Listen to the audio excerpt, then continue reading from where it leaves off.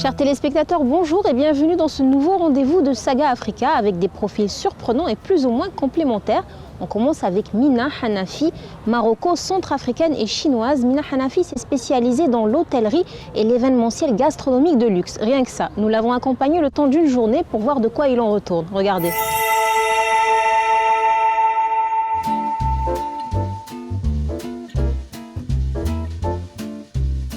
Mina Hanafi a fait de la gastronomie et de l'hôtellerie de luxe une affaire de tous les jours. Son métier, accompagner des marques qui ont envie de s'implanter au Maroc, participer au développement d'enseignes locales et organiser des événements liés à son domaine de compétences. On l'aura compris, on a affaire à une jeune femme multitask qui a su mettre à profit ses passions. Sa journée de travail commence au Riad Qala'a de Rabat. Membre de l'Organisation mondiale de la gastronomie, Mina s'apprête à organiser une semaine au Maroc à laquelle se joindront les chefs étoilés français les plus connus. Toutes ces personnalités doivent être logées et en instigatrice de l'événement, Mina doit trouver des lieux de séjour à chacune d'elles. Appréciant ce riad pour son cachet particulier, elle a eu l'idée de mettre en place un programme bien spécifique qui fera intervenir chefs étoilés et particuliers. J'ai été nommée il y a quelques mois comme ambassadrice Maroc de l'Organisation mondiale de la gastronomie, qui est un organisme français à but non lucratif, qui regroupe à peu près 5000 membres à travers le monde. Il y a des ambassadeurs par pays, puis il y a des experts. Quand je dis experts, ce sont des formateurs, ce sont des personnes comme des chefs étoilés ou des meilleurs ouvriers de France. Et en fait, j'ai été nommée par un ami qui est à la tête de cette organisation, qui s'appelle Nicolas Le Seur, avec qui j'ai travaillé quand j'étais chez Le Nôtre pendant plusieurs années.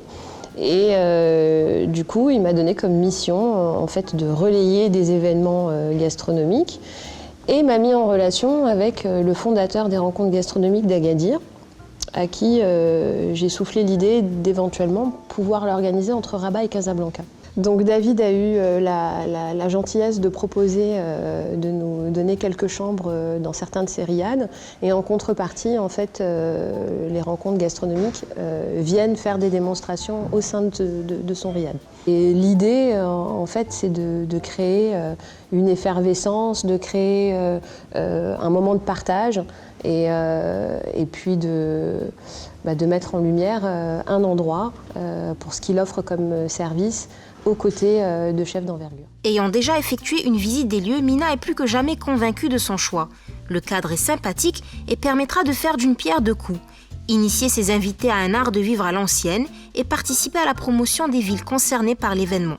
Il ne reste apparemment plus que quelques détails à régler avec le propriétaire de l'endroit, lui aussi très enthousiaste. Étant donné que déjà je suis un amoureux de la restauration, je connais Mina, je connais sa détermination et son professionnalisme, je me suis dit, si Mina elle a décidé de faire quelque chose, j'ai même pas réfléchi, sans écouter le déroulé, je lui ai dit, moi je te suis. Et quand elle m'a parlé, plus elle me parlait et plus j'avais envie de partir. Et retrouver des chefs étoilés ici au Maroc, à Rabat, chez moi au Riad, je trouve ça extraordinaire. Donc franchement, merci Mina, et je la suis à 100%. Elle peut me demander quoi que ce soit, c'est un OK, sans réfléchir.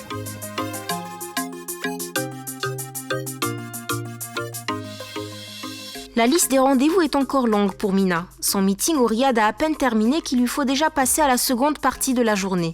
Ce coup-ci, c'est au Sofitel Rabat qu'elle jette l'encre.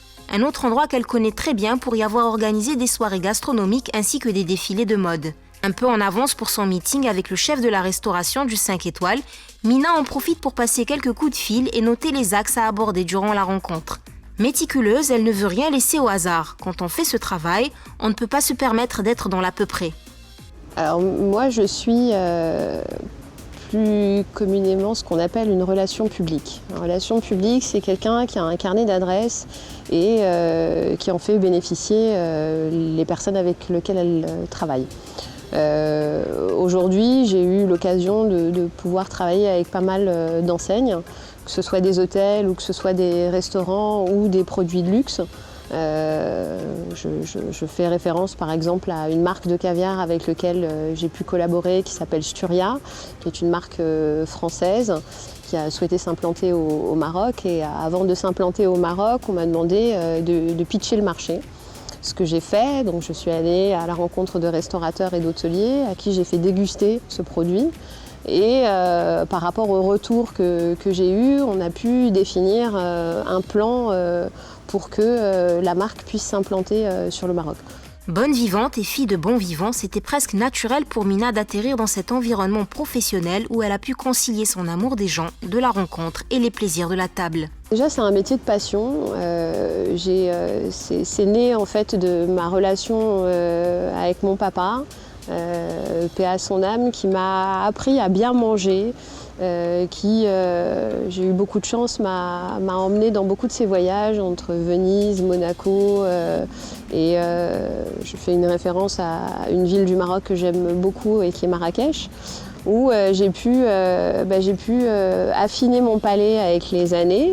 Et puis un jour, comme j'étais pas très scolaire, ma mère m'a dit « mais qu'est-ce que tu veux faire dans la vie ?» Et au départ, c'était je veux devenir comédienne. Et ma maman m'a dit il en est hors de question.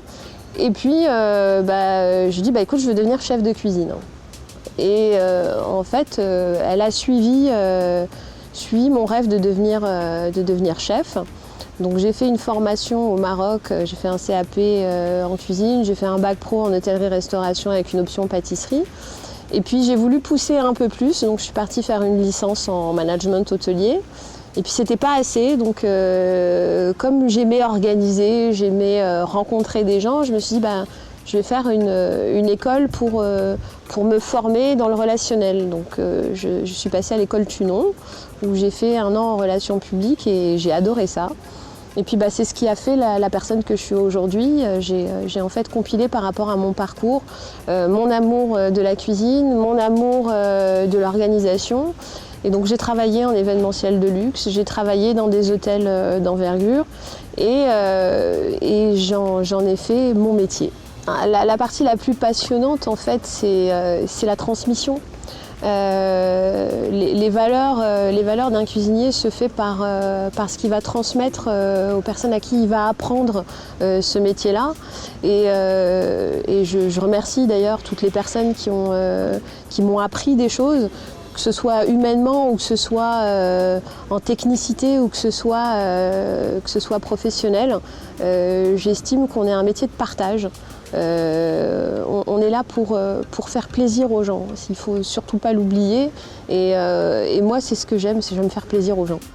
Le directeur de la restauration arrive enfin. On va pouvoir passer aux choses sérieuses. Le Sofitel Rabat sera la dernière étape de la fameuse semaine gastronomique lancée par la jeune femme. Faisant entièrement confiance au talent d'organisatrice de Mina, l'hôtel a accepté d'abriter le dîner de clôture de l'event. Avec Mina, on a travaillé sur des rencontres gastronomiques, notamment des rencontres autour du caviar. On a fait aussi un peu d'événementiel avec des défilés de mode, petit côté bien-être au spa aussi. Et par la suite, nous envisageons de faire des rencontres gastronomiques à haut niveau au Sofitel et dans la capitale, dans la ville de Rabat. C'est une personne agréable qui aime ce qu'elle fait, qui est, on va dire, une professionnelle de la restauration aussi. Donc c'est toujours agréable de partager des moments avec des gens qui sont passionnés et qui aiment l'événementiel et la gastronomie. Fin du rendez-vous, on se quitte sur une note cordiale et optimiste. Les choses avancent plutôt bien, il ne reste plus qu'à être dans les temps. On est vendredi et comme tous les vendredis, Mina déjeune chez sa meilleure amie Ilham. Les deux femmes se sont connues dans un hôtel de luxe où l'une officiait comme manager et l'autre comme chef exécutif. Depuis, elles ne se sont plus quittées et ce déjeuner hebdomadaire est devenu l'un de leurs rituels préférés. C'est bien connu, la bonne cuisine rapproche les âmes. Ilham s'est mise au fourneau très tôt ce matin pour accueillir son invité de cœur dans les règles de l'art. Au menu, assortiment de salade marocaine, tagine végétarien pour plaire à tout le monde et une myriade de sucre. Alors Ilham est une chef marocaine que j'ai eu l'occasion de rencontrer quand je travaillais à Villa Soraya. Et je suis tombée amoureuse et de la femme et de sa cuisine. C'est une cuisine traditionnelle marocaine. Elle a été au Touarga, elle a travaillé à l'époque de Feu Sa Majesté Hassan II. Et je suis fan de la manière dont elle donne dans sa cuisine, parce que la cuisine marocaine, c'est de la générosité. Et comment elle me reçoit à chaque fois que je viens chez elle avec mon fils. Et j'avais envie de partager avec vous ce moment-là parce que c'est une femme qui s'est adaptée à l'évolution de la cuisine marocaine. Ce qu'on s'est amusé à faire souvent quand on travaillait ensemble, c'était que je donnais une idée à Ilham de retravailler un tagine en essayant d'ajouter des éléments différents de ce qu'on a l'habitude de voir. Et elle le retranscrivait de manière simple et avec beaucoup de génie. Donc c'est une cuisine pleine de saveurs, pleine de créativité. Et j'engage les gens qui ne connaissent pas sa cuisine à la découvrir. من البارح بديت لا ميزون بلاص ديالي التحضيرات وبالمارشي بالتحضيرات بكل شيء خدا لي 24 ساعه يعني البارح واليوم فيها غاتو فيها طاجين فيها كل شيء باش نتهلا في صاحبتي لان عندي اعز صاحبه في الدنيا كلها. La table est apprêtée, Mina met elle aussi la main à la pâte. Il doit bien y avoir 7 ou 8 entrées différentes pour le plus grand plaisir de l'invité du jour. Fier de ses compositions, Ilham fait tester à son ami tous ses délices, plus quelques nouveautés au gré de ses inspirations. Vient enfin le moment du tagine vegan, parce qu'Ilham est tout à fait dans l'air du temps. Manger sainement en limitant la consommation de viande, voilà un concept auquel toutes les deux adhèrent totalement. Elle a fait exceptionnellement un tagine parce que je mange pas de viande, un tagine végétarien qui est d'origine du Souss. Donc moi je suis originaire du sud du Maroc, je suis de la ville de Tiznit. Et du coup, est-ce que tu peux montrer, Ilham, s'il te plaît, le tagine? Donc vous avez des artichauts, vous avez des figues, ce qui est relativement très rare dans un tagine de légumes. Mais je pense que en goûtant, on sera content de découvrir tout ça. Et enfin, comme à chaque fois que ces drôles de dames se retrouvent, la touche sucrée pour conclure en douceur et célébrer une belle amitié.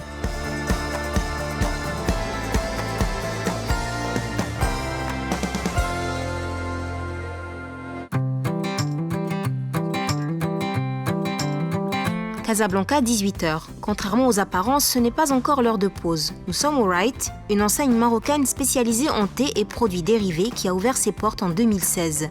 Si Mina est là, c'est pour parler affaires avec la direction marketing des lieux.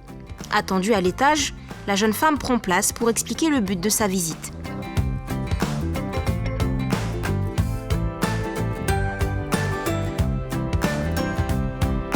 En gros, il s'agit de s'associer à la marque dans le cadre d'activités gastronomiques à vocation internationale. Intéressés, les deux responsables lui proposent une visite de l'endroit. Bien s'imprégner du concept permettra à Mina de peaufiner ses propositions. Première étape, le musée du thé avec sa déclinaison de vaisselle, ustensiles et documents remontant jusqu'au XVIIIe siècle. Accompagnée du maître sommelier de l'endroit, Mina se voit expliquer comment la plante aromatique a fait son introduction dans le pays jusqu'à être totalement intégrée à sa culture. Donc, étant une maison de thé, tu as compris que notre savoir-faire, notre cœur métier, c'est vraiment le thé. Et c'est pour ça que dans chacun de nos produits, on a voulu mettre ce savoir-faire-là. C'est pour ça qu'on a des macarons à base de thé, qu'on a la pâtisserie à base de thé, les chocolats à base de thé. Et aussi au niveau de la restauration, toute notre cuisine est à base de thé. On voulait, ils sont certes un petit peu plus corsés du fait de l'ensoleillement, mais il était très intéressant sur un plan gustatif.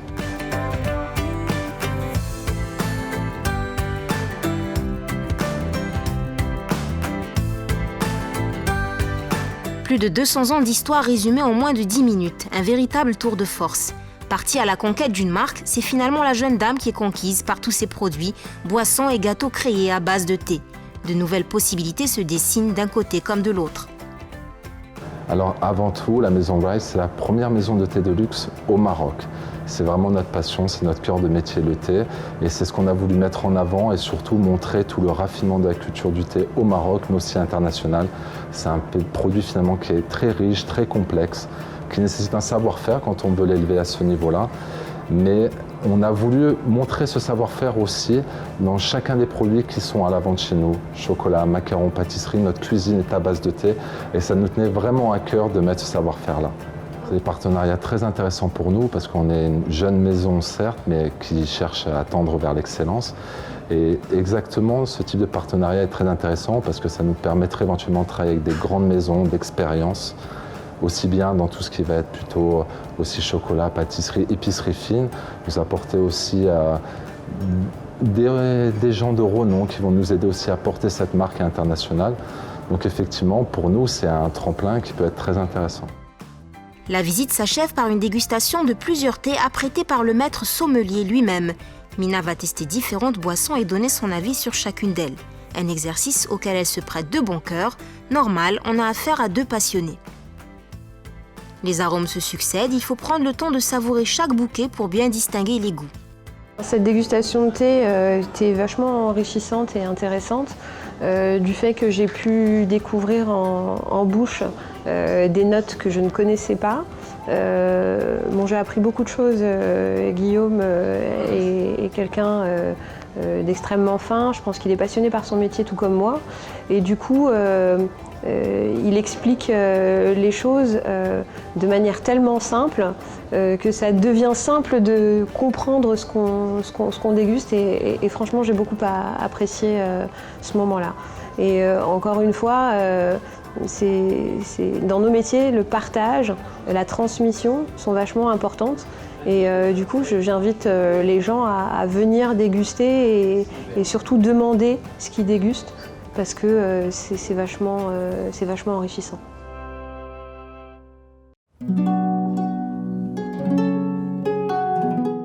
Le travail est terminé pour Mina qui nous accueille dans ce qu'elle pourrait très bien appeler son 2e chez elle, un appartement-hôtel casablancais où il y arrive de demeurer lorsqu'elle est trop fatiguée pour rentrer sur Rabat.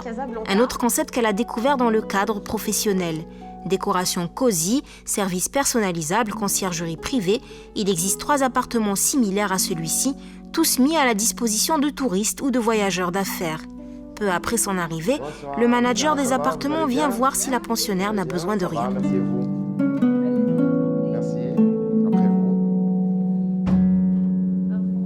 Alors moi, je m'occupe de tous les appartements, je m'occupe des clients, je fais le checking. Et chaque jour, quand il y a un client, je viendrai pour voir s'il a besoin de quelque chose ou quoi que ce soit. Comme Mina, maintenant, je viens de terminer le travail et je suis venu pour voir si elle a besoin de quoi que ce soit. Et comme Mina, elle est comme une sœur, c'est pas une cliente pour moi et ça fait un bout de temps qu'elle vient et tout. Alors, j'aimerais bien que tous mes clients soient à l'aise. Ayant séjourné ici à maintes reprises, Mina a eu l'occasion de faire connaissance aussi bien avec le gestionnaire qu'avec la propriétaire et initiatrice du projet. Tous sont aux petits soins pour elle. Vous voyez comme environnement, il y a pire. Non, en fait, l'environnement est top et c'est pour ça que j'adore les Perles de Suzy parce que c'est un endroit où je me sens vraiment chez moi et quand je rentre, je peux décompresser. J'aime qu'il y ait du silence et c'est un des appartements où je n'entends plus rien et je rentre dans ma bulle. Donc je me sens juste à l'aise et j'ai qu'une seule envie, c'est d'aller me reposer enfin. Repos bien mérité après cette course folle. Depuis maintenant 16 ans qu'elle exerce ce métier, pratiquement toutes ses journées s'apparentent à celle-ci. Mais pour reprendre ses mots, quand on aime, on ne compte pas. De la gastronomie toujours, mais cette fois c'est l'Afrique de l'Ouest qui est à l'honneur grâce à Jawad Bennani. Ayant vécu en Côte d'Ivoire pendant 33 ans, Jawad a décidé de rentrer au Maroc un jour et d'ouvrir le premier restaurant africain. Quand on se lance dans cette activité, il faut de l'énergie, des ressources humaines, mais aussi des produits de qualité pour assurer à la clientèle des plats authentiques. Laissez-le nous expliquer comment il se débrouille.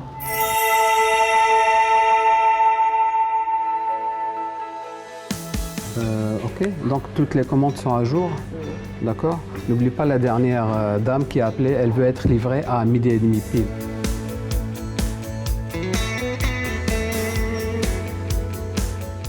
Lorsque Jawad Bennani a ouvert Bon Bout d'Afrique il y a exactement 12 ans, c'était dans l'idée de combler un manque ou plutôt une nostalgie.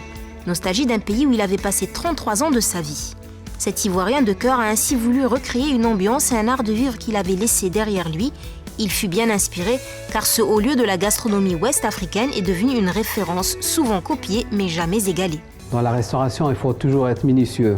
On se met toujours à la place du client qui rentre et qu'il faut qu'il voit tout bien fait. Vraiment aucun reproche. Vraiment tout va bien. Donc il faut toujours se mettre à la place du client. Pour chaque heure, il faut tourner, faire le tour partout dans le restaurant, dans les 4 coins, y compris la cuisine. Il faut qu'elle soit propre, il faut que tout soit vraiment bien fait. Et ça reflète, tout ça, ça se reflète chez le client. Le client, il vient finalement, il s'assoit, il jette un petit coup d'œil. Le client, qu'est-ce qu'il fait? Surtout quand il vient pour la première fois, il regarde s'il y a des anomalies. C'est ça qui va l'encourager à faire confiance et à revenir. Et là, c'est vraiment, on est là-dessus du matin au soir, tous les jours, tous les mois.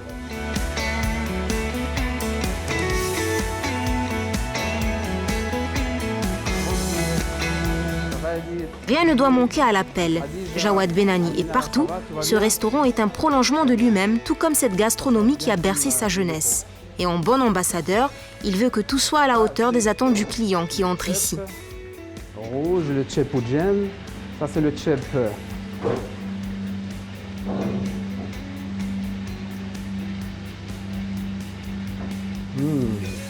Super, très bon, délicieux. Fin connaisseur, il est très exigeant concernant les plats servis. D'ailleurs, ces cuisinières sont régulièrement soumises à une évaluation de leurs recettes, histoire de s'assurer qu'elles ne perdent pas la main et que les standards restent toujours au même niveau. Le goût de cette gastronomie, elle est unique. Si vous la respirez plusieurs fois, vous allez rentrer dans une dépendance. Et vraiment, ça, vous n'en allez pas vous en sortir. Vous allez manger de cette gastronomie chaque jour et vous en aurez toujours envie. Petit break avant l'arrivée des clients. Dounia, l'épouse de Jawad, le rejoint généralement en fin de matinée pour l'aider avec le management ou autre. Depuis le commencement de cette aventure, elle le soutient et veille à ce que le restaurant continue de fonctionner comme au tout début. On a commencé tout petit, vraiment tout petit, mais les gens, quand ils venaient et ils dégustaient les plats, ils se trouvaient comme chez eux. Parce qu'ils tenaient vraiment à ce que les plats soient faits de la même façon à Abidjan. Et on a grandi tout doucement. Et ça nous faisait plaisir parce qu'on se retrouvait encore dans notre pays. On a passé vraiment de bons moments qu'on n'oublie pas. 33 ans passés à Abidjan, cela en fait du chemin pour ce couple. Toute une vie pour ainsi dire, mais aussi des amis, des habitudes et un conditionnement que ni Jawad ni sa femme n'ont pu oublier. La Côte d'Ivoire, c'est, si je peux dire mon premier pays, j'allais le dire. Bon, c'est mon deuxième pays que j'adore énormément. J'y suis allé très très jeune, à l'âge de 17 ans, parce que j'ai de la famille qui était là-bas, de la famille maternelle qui était une grande famille. Le premier qui était parti, il y a 100 ans. Hein. Et puis on est resté une famille qui n'arrête pas de rester dans ce pays. Bon, il y en a même qui sont déjà partis, il y a leurs enfants qui sont restés. Bon, après plusieurs années, on a décidé de rentrer pour voir un peu la vie sous un autre angle, surtout pour les enfants qui voulaient être scolarisés. Le Maroc, je ne me suis pas intégré facilement parce que ce n'est pas un pays avec lequel je me suis intégré dès le départ, donc ça allait être difficile. La chose la plus facile pour moi, c'est vraiment toujours d'être en contact avec l'Afrique subsaharienne. La cuisine a démarré, le staff est prêt à recevoir les premiers clients. Mais souvent, les gens arrivent après 13 heures. Car c'est bien connu, les Ouest-Africains déjeunent tard. Jawad est tranquille, il peut s'absenter pour 2 petites heures.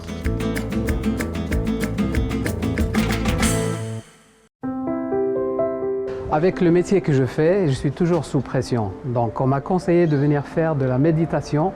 Je vais essayer. D'un naturel stressé, Jawad Benani ne s'est pas amélioré avec les années. Travailler dans la restauration a même carrément amplifié le phénomène. Il a donc décidé de faire quelque chose à ce propos. Ayant pris rendez-vous pour sa première séance de méditation, notre homme arrive au centre d'Amanjo, bien décidé à apprendre le lâcher-prise. Il sait que le stress ne disparaîtra pas totalement, mais à force de travail sur lui-même, cela peut donner des résultats. Accueilli par l'instructeur, Jawad explique rapidement ses objectifs. Invité à se changer, notre homme s'absente quelques minutes avant de faire son entrée dans la salle de méditation. Salué, Jawad se fait décrire le déroulé de la séance méditative. Le plus important est, paraît-il, l'intention de la pratique. Le calme commence progressivement à s'installer tandis que les muscles sont incités à se relâcher. Les exercices de respiration s'enchaînent sous les conseils de Massar, encore une fois. Expire. Réduis les pauses et les interruptions.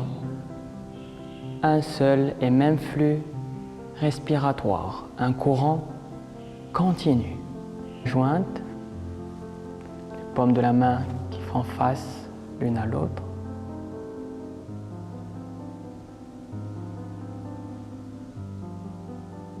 Relâche le front. Et reviens à ta relaxation consciente.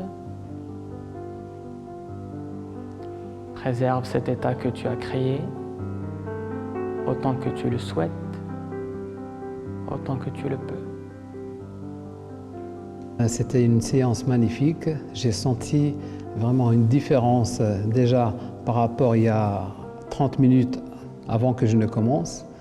C'est ce dont j'ai besoin pour vraiment déstresser, parce que dans notre métier de restauration, on est stressé à chaque minute.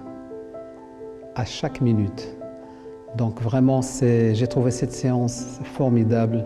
Déjà, ce début, je l'ai senti, j'ai senti vraiment une concentration et ça m'a vraiment mis très très à l'aise. J'ai suivi ce que M. Massard m'a dit de faire et vraiment je me suis senti vraiment très à l'aise par rapport à 30 minutes quand j'étais stressé. Là je suis encore moins stressé et je suis sûr davantage je ferai des cours, je serai encore aux anges.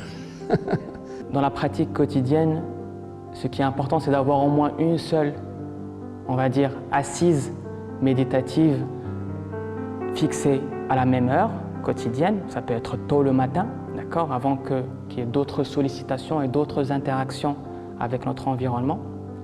Et après, tout au long de la journée, dès qu'il a l'occasion, d'accord, ça peut être dès qu'il va monter dans sa voiture, avant de démarrer, de simplement fermer les yeux, de simplement compter son nombre de respirations, par exemple, avant d'aller on va dire rencontrer quelqu'un ou une réunion, avant même de préparer un repas par exemple. Le fait de fermer les yeux, de créer cette introspection va lui permettre effectivement de se décharger de tout ce poids émotionnel, de toutes ces fluctuations du mental et lui donner la force, les outils nécessaires pour pouvoir développer son plein potentiel et agir en paix, en bonheur et en béatitude.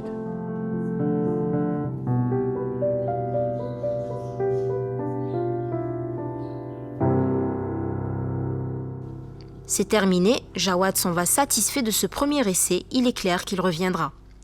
Pour les besoins du restaurant, Jawad se rend très souvent au marché de Bab Marrakech où il peut s'approvisionner en produits africains. Bouillon, poissons séchés ou fumés, bananes, plantains, la liste est longue. Les boutiques qui jalonnent les allées de ce souk renferment pratiquement tout ce qu'il faut à ces cuisinières pour réaliser leurs recettes. On est en pleine Afrique, hein. Comme si on est en plein Adjamé, peut-être le quartier de Adjamé en Côte d'Ivoire ou bien au Sénégal, mais vraiment ici, vous allez trouver toutes les nationalités qui font du commerce. Donc vous allez trouver presque toute l'alimentation subsaharienne, vous allez trouver des coiffeurs, vous allez trouver des agents immobiliers, vous allez trouver de tout. Il y a beaucoup de choses qui se passent ici dans ce marché. Jawad a même un vendeur attitré, Seydou, chez qui il achète régulièrement. Depuis le temps, les deux hommes ont fini par se lier d'amitié. Ça fait bientôt 4 ans, 5 ans comme ça. Il vient toujours chez moi. Je n'ai pas encore été dans son restaurant, mais Inch'Allah, je souhaite aller là-bas pour voir ce qu'il prépare, de ce qu'il achète chez nous là-bas. On essaye d'aller, essayer de manger chez lui, Inch'Allah. C'est bon, le restaurateur a lancé ses commandes qui devraient arriver la semaine prochaine au plus tard. Il a de quoi voir venir en attendant. Retour au restaurant, Jawad doit veiller à ce que tout soit prêt pour la nuit, mais en prenant soin des clients venus manger en après-midi. S'approchant d'une table, il s'assure que ses occupants sont bien servis. Un travail de tous les instants, il l'avait bien dit. Bonsoir messieurs, dames. Bonsoir. Bon appétit. Merci beaucoup. On vous a bien servi, j'espère. Ouais, ça va. Ça va. Très bien. Merci ça va. Beaucoup. Très bien. Merci beaucoup pour le service. Les assiettes sont vides. Hein. Ah ouais, ça veut dire qu'on a bien mangé. Très bien. Je vous souhaite bon appétit. Merci Bonne fin de soirée. Merci beaucoup. Le boss en profite pour tenir une réunion express avec son staff sur l'ensemble de la journée. L'occasion pour chaque employé d'émettre des remarques ou des propositions susceptibles d'améliorer la qualité du service et d'informer le patron sur d'éventuelles anomalies. L'esprit d'équipe règne en maître dans ce restaurant. Bon, là, c'est une petite réunion qu'on fait chaque jour. Elle est très brève, mais importante.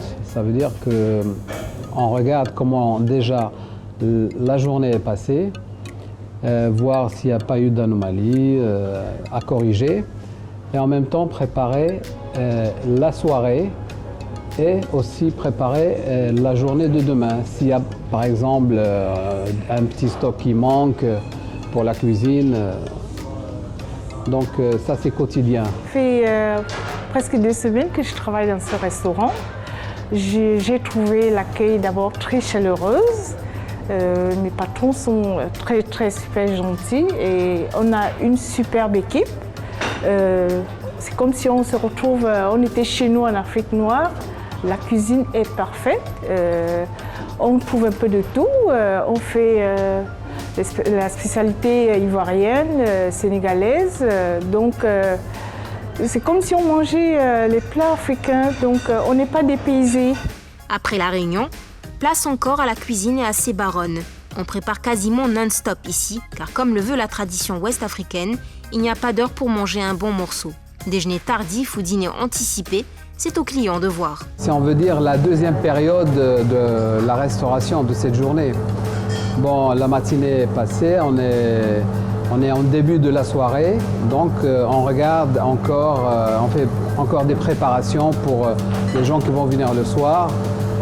C'est surtout ici, c'est le soir où les gens aiment sortir et être vraiment à l'aise pour mieux déguster. Parce que le midi, les gens mangent vite, mais le soir, les gens viennent avec leurs femmes, leurs enfants, pour s'asseoir encore plus et se donner du temps pour apprécier les plats. Vraiment, les plats sont délicieux. C'est vraiment très apprécié par tous nos clients et on demande à chaque fois aux clients leur avis et ils sont toujours vraiment très ravis et c'est pour ça qu'ils reviennent et qu'ils reviennent parce qu'il y a vraiment un goût comme si c'est la maman qui a préparé. Ça c'est vraiment notre devise dans le restaurant, c'est comme si c'est la maman qui a préparé. Et les gens l'apprécient et le dégustent ce plat de la maman sur la table. Nous arrivons au 3e profil de notre émission. Originaire du Congo, Kinshasa, Grace Néné Mouamini est arrivée à Mohamedia pour suivre un cursus en esthétique. Elle finit par s'intéresser à la création de bijoux et par fonder sa propre marque, baptisée fièrement Reine du Sud. C'est joli, c'est glam et surtout ça cartonne. Je vous laisse découvrir cela. Bonjour, bienvenue à la maison. Je vais vous montrer mon travail. Suivez-moi. Vivant à Mohamedia depuis fin 2011, Grace Néné Mouamini est devenue créatrice de bijoux fantaisie. Ses journées se passent majoritairement à confectionner des accessoires mêlant métaux, coquillages, perles et fils. Des bijoux s'inspirant de la nature et qu'elle expose régulièrement dans le cadre de ventes privées. J'ai toujours aimé les bijoux depuis mon enfance. Je me rappelle quand j'étais beaucoup plus jeune, j'ai volé les bijoux de ma grande sœur tellement que j'adorais les bijoux. Ça a toujours été dans ma vie les bijoux. Donc j'ai fait la formation d'esthétique, mais après il faut retourner à son amour d'enfance. J'avais l'habitude de faire de petits bracelets, de tours de rein comme on porte à l'Afrique.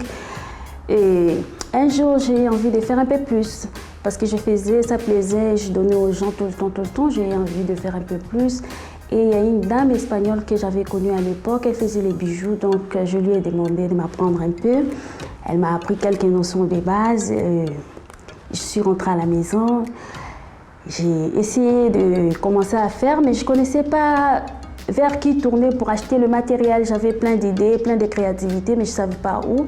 J'y suis allée chez le fournisseur au marché, je lui ai montré ce que je voulais. Il m'a dit que non, il ne pouvait pas en avoir, mais il a d'autres choses. Il m'a proposé des perles, j'ai dit bon, je vais faire avec ce que j'ai.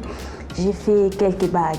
Et quand j'ai proposé, ça marchait tout de suite. Les filles ont aimé. Oh, c'est joli, c'est joli. Ma première bague, je l'ai vendue à 50 dirhams et c'était une victoire pour moi. C'était une révélation. Donc j'ai dit, bon, d'accord, voilà, c'est ça, je vais faire. Et c'est comme ça, après vendre les bagues, j'ai commencé à vendre les colliers et petit à petit des commandes, les personnes qui le voyaient. Donc je faisais déjà la publicité sur moi-même. Comme j'aime les bijoux, j'ai porté mes colliers. Quand j'ai porté les colliers, les gens disent « Oh, c'est joli, où est-ce que vous avez acheté ça? Je l'ai fait moi-même, c'est à vendre, vous pouvez acheter. » Donc, j'ai commencé à vendre. Donc, du coup, depuis là, je n'ai plus arrêté. Donc, les perles qui n'ont pas de valeur, pour moi, ça a toujours la valeur parce que je peux créer quelque chose de beau qui va plaire aux gens. Donc, j'ai fait les bijoux pour toute personne, le plus moins cher ou un peu plus cher. Donc, tout le monde trouve son bonheur ici. Tellement j'aime les grands colliers, les bijoux extravagants. Je fais aussi pour les personnes qui n'aiment pas l'extravagance, mais je suis un peu dans tous les styles. Grace, qui a baptisé sa marque Reine du Sud en l'honneur d'une héroïne de série colombienne, a voulu miser sur des modèles ethniques mais modernes. Les parures sont très colorées et jouent sur une certaine asymétrie des formes. On est loin du bijou classique et passe-partout. La jeune créatrice veut plutôt se différencier du lot et sa clientèle est sensible à ses efforts. La Reine du Sud, ça représente la force, l'énergie et le courage de se relever. À chaque fois, on est tombé d'avoir la force de se relever. Déjà, je suis de l'Est et je suis du Sud de la RDC. Je viens du Sud de la RDC et en regardant la série La Reine du Sud, ça m'a beaucoup inspirée parce que c'est une femme vraiment très très battante et je me vois en elle. À chaque fois que je tombe, je me relève toujours pour continuer à aller de l'avant et c'est comme ça la vie, c'est comme ça ma vie. Pour moi, la vie, c'est un combat qu'on ne doit jamais baisser les bras. Donc c'est pour ça que j'ai nommé ma marque La Reine du Sud parce que j'ai toujours, Dieu me donne toujours la force d'aller toujours de l'avant à chaque fois que je tombe parce que je tombe toujours et je me relève toujours. Je m'inspire de la nature parce que le collier que je suis en train de faire, c'est en forme de fleur. C'est un peu comme un arbre avec les branches. Donc, ce n'est pas encore fini, mais ça va donner ça. C'est l'arbre et le feuillage. Donc, je fais un peu de couleurs. Ça me ressemble parce que j'adore les couleurs. Passée de l'esthétique à la fabrication de bijoux, Grace ne regrette absolument pas son choix. Agile de ses 10 doigts et ayant des idées plein la tête, elle se retrouve mieux dans ce domaine. Actuellement, elle travaille sur sa nouvelle collection. La plupart du temps, elle achète ses perles de confection à Mohamedia, mais il lui arrive également de se rendre en Turquie pour trouver des matériaux spécifiques. Proposer une offre intéressante à sa clientèle n'est pas sans investir du temps et des moyens. Je vais créer à peu près 100 pièces. Dans le 100, il y aura au moins 80 le collier, le bracelet et les boucles d'oreilles. Donc, parce que je fais aussi les boucles d'oreilles souvent en cuir, en perles et ça plaît beaucoup. Je travaille dans le style là. Souvent quand je fais mes créations de boucles d'oreilles en cuir, ça plaît beaucoup pour des gens qui aiment les naturels, les ethniques. Et souvent on ne trouve pas trop au marché les bijoux ethniques, surtout ici au Maroc, les bijoux un peu ethniques, africains. On a toujours un peu le même style. J'essaie de varier les styles pour toute personne. Au moins chaque personne trouve son bonheur extravagante, gros, petit, en tout cas dans tous les niveaux. Tout le monde arrive à trouver son bonheur. Entre Grace et ses bijoux, c'est presque fusionnel. Ils expriment son mood, son état d'esprit. Elle peut porter ou réaliser un accessoire en fonction de son humeur et transmettre ainsi un message. Mais quoi qu'il en soit, son port ou sa création ne sont jamais neutres. Quand je crée mes bijoux, ça dépend aussi de mon état d'esprit. Il y a les jours où je suis bien ou je suis triste. Ça se traduit aussi dans mes créations. Quand je crée quelque chose, selon mon état d'esprit, parfois je crée les bijoux. Parfois c'est triste, un moment je regarde, ou le jour où je suis bien contente, je regarde les bijoux. Mais c'est moi qui les créé.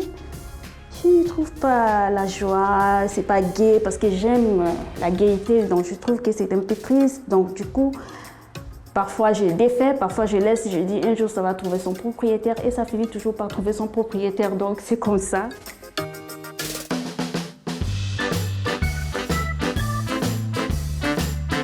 Sa session de travail terminée, Grace doit se rendre chez son fournisseur dans la Joteya de Mohamedia. Depuis qu'elle s'est lancée dans cette activité, c'est chez Hassan qu'elle s'approvisionne en perles. Elle aime la qualité de la marchandise et il lui est souvent de très bons conseils. En ce moment, la jeune femme est en quête de nouveaux éléments pour sa collection en cours. Pour sublimer ses colliers, elle fera appel à ses couleurs de prédilection, l'argenté, le doré, le rouge, le bleu nuit et le noir. Et les fils, ça a combien? 180. Et l'autre? C'est la même, toutes les fils, toutes sortes de fils, toutes les couleurs. Je vais 2 fils dans ça. C'est ça? Oui, 2 fils, puis 2 fils, 2 grands, 2 petits. Donc, d'accord. J'ai fait la connaissance de M. Hassan il y a 4 ans. parce que je voulais des perles. Quand je suis venue, j'ai montré les photos, je lui ai proposé ce que je voulais. Il m'a montré ce qu'il avait et ce que je ne pouvais pas avoir. Après, il m'a conseillé d'autres adresses là où je pouvais vraiment trouver d'autres produits qu'il ne pouvait pas me fournir. Et il m'a proposé, je peux lui passer la commande de temps en temps quand il voyage, il me ramène des commandes. Je suis fidèle, je viens toujours ici. Quand je viens acheter, c'est chez lui que je viens toujours. Ses prix sont intéressants, il est gentil, il est aimable. Et en plus, il parle français, donc on arrive à communiquer facilement, c'est fluide. Donc, il me conseille vraiment le bon perle, qu'est-ce que je dois prendre, qu'est-ce que je ne dois pas prendre, qu'est-ce qui est bien de bonne qualité. Il me fait un bon prix tout le temps. Comme à son habitude, elle a pris plein de choses. Elle mélangera ses achats aux perles dont elle dispose à la maison et au fur et à mesure que de nouvelles inspirations pointeront du nez, elle en achètera davantage. وي داكشي مزيان داكشي كتصاوبو مزيان المهم هي كنعرفها شي 4 سنين دابا الله يعمرها دار حتى الخدمه ديالها مزيانه كتجي عندي كتقضى كتدخل كتاخذ اللي بغات وكتخلصني كنتعامل معاها الله يعمرها دار وداكشي ديالها زوين كتجيب وكتوريه ليا كتمشى ليا مزيان داكشي كنعطيها لي كونساي كتسولني على السلعه فين كاينه كنوريها والا ما لقاش كتجي عندي كنجيب ليها داكشي اللي بغات. Les courses sont faites, Grace remercie son vendeur attitré et s'en va vaquer à ses autres occupations. Une fois la collection finie, elle lui enverra quelques photos pour qu'il admire le fruit de leur collaboration.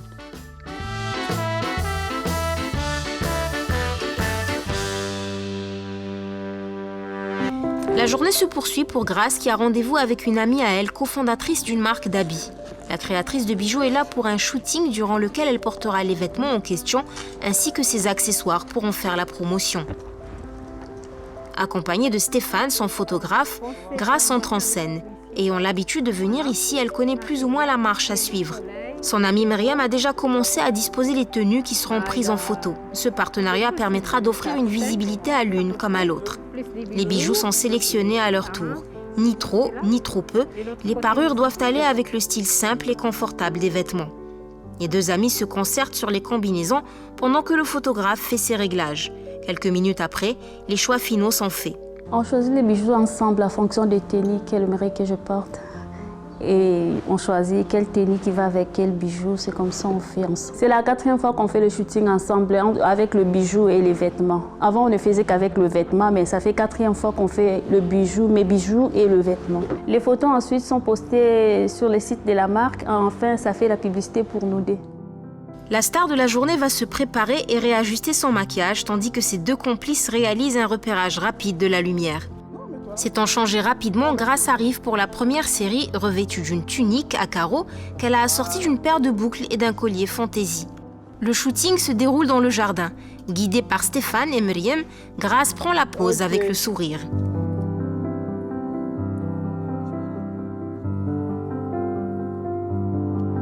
Lève le menton encore plus, lève le menton encore plus.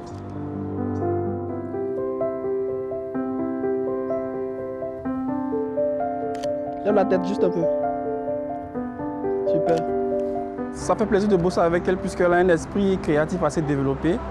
Donc ça fait maintenant 4 séances que je fais avec elle et ça va plus ou moins. Là par exemple, le but c'est de mettre en valeur les bijoux et les vêtements. Donc nous sommes là pour une séance de peut-être 2 tenues ou 3. La séance va bon train, le tandem ami a opté pour le salon cette fois. J'ai connu Myriam grâce à Yakout. Une copine en commun, j'ai étudié avec Yakout l'école d'esthétique et Myriam voulait une esthéticienne. Yakout me faisait confiance, elle a dit je t'amène chez ma copine, tu vas l'aider pour les soins. Donc c'est comme ça que Yakout m'a amenée chez Myriam depuis 2013 et depuis là, on est là, c'est ma grande sœur maintenant. Le choix de Grace comme égérie ne s'est pas fait par hasard. La marque avait besoin d'une personne solaire pour la mettre en valeur. C'est une marque prête à porter pour hommes et femmes, chemise, pantalon, blouson. J'ai appelé Néné parce que je trouve qu'elle est photogénique, elle sourit. Voilà, je trouve qu'elle porte bien les habits.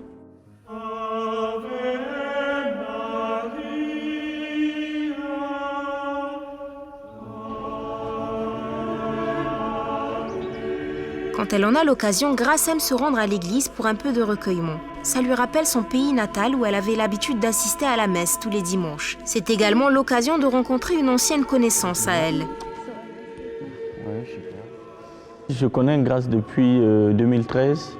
D'ailleurs, même moi, je suis arrivé ici en 2013 et c'est en cette même période que moi je l'ai connue. Elle faisait partie de notre chorale, une très belle chorale que nous avons ici d'ailleurs. Et moi aussi, je fais partie aussi de l'équipe des servants de messe, dont je suis le responsable aussi. Nous avons assez d'Européens quand même, mais notre communauté est constituée la plupart des étudiants subsahariens en fait. Elle chantait très bien, oui, bien sûr. D'ailleurs, même je ne sais pas pourquoi. Bon, après aussi, c'est selon les activités aussi que voilà, on essaye de donner son temps un peu à la chorale. Sinon, voilà, Néné, c'est quelqu'un que j'apprécie bien. Elle a une belle voix. Voilà, donc, ça nous manque des fois. Hein. Plutôt réduite, la communauté chrétienne de Mohammedia aime se retrouver ici. Cela reste un bon moyen de tisser des liens et d'accueillir les nouveaux venus, comme ce fut le cas pour Grace il y a 9 ans de cela. J'ai été élevée à la voie chrétienne, donc c'est d'abord dans mon éducation et en grandissant moi-même, j'ai vraiment compris ce que c'est la parole de Dieu et ça a affermi encore plus ma foi. J'ai continué à venir parce que je crois vraiment en Dieu. Je viens chaque dimanche prier ici. Il fut un moment, j'étais choriste ici, j'ai chanté pendant 3 ans à la chorale. J'ai été baptisée, confirmée dans cette église, donc ça me parle beaucoup de venir ici, surtout de partager la parole de Dieu, puis les amis. L'église, c'est comme la famille. Chaque dimanche, on se sent bien ici, je rencontre des personnes. Donc après, l'église, c'est toujours l'ambiance qui nous intéresse parce qu'on se retrouve tous ici. Dans la semaine, on n'a pas souvent parfois le temps de se voir au quartier, mais à l'église, ça nous permet de se voir avec d'autres personnes. Et cet amour-là, de partager un truc après la messe ou de discuter, d'échanger, ça nous fait vraiment du bien.